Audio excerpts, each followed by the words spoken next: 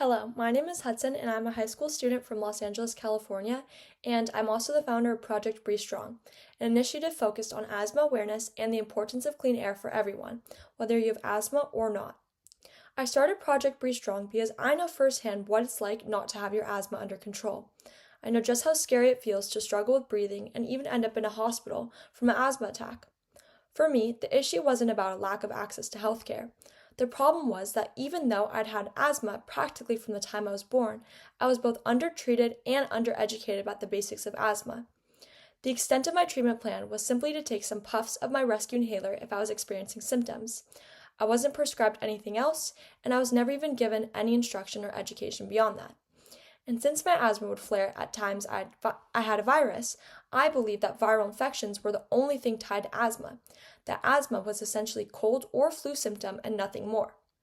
But then one day, I was away at summer camp, hours away from home, in an area with very poor air quality during a period of extreme heat, and I would be sitting around campfires every night, completely unaware that all those things could trigger asthma as well.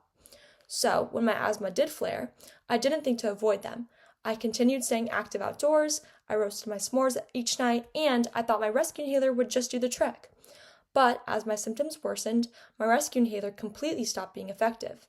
And that's how I ended up in the hospital for nearly a week, with my lungs in the red zone.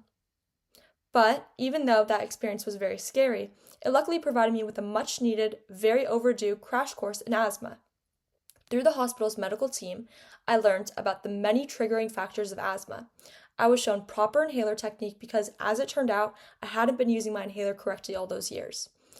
I was introduced to a spacer, something I'd never even heard of before, and taught how important it was to use along with my inhaler in order to ensure medicine reached my lungs.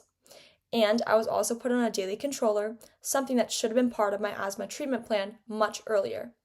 The thing about my asthma journey is that it's one that looks very similar to so many other asthma patients and their families. Undertreatment and poor asthma education, as well as underdiagnosis and misdiagnosis, is so prevalent. So, even though treatments are available and effective at preventing or reducing flare-ups, the reality is that poorly controlled asthma remains a widespread problem, leading unnecessarily to things like missed school days, missed work days, ER visits, and hospital stays.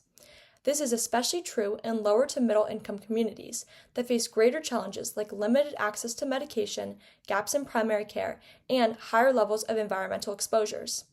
And with global temperatures rising from climate change, the problem could potentially become even more widespread as the increased risk of conditions like wildfires, extreme heat waves, longer pollen seasons, and more polluted air all significantly impact asthma. And this is why spreading awareness about asthma is so important, because even though the problem is on such a large scale and growing, it doesn't have to be. There might not be a cure for asthma, but it can be managed, even in the face of changing climate conditions. With the right access to the right treatment and education, asthma outcomes can improve. My experience is proof of that. Once you understand your asthma and how to manage it, along with having the medications that are essential to help prevent flare-ups, you can gain control of your asthma and live an active, healthy life. Everyone deserves to breathe freely and breathe strong. Thank you for allowing me to be part of this campaign.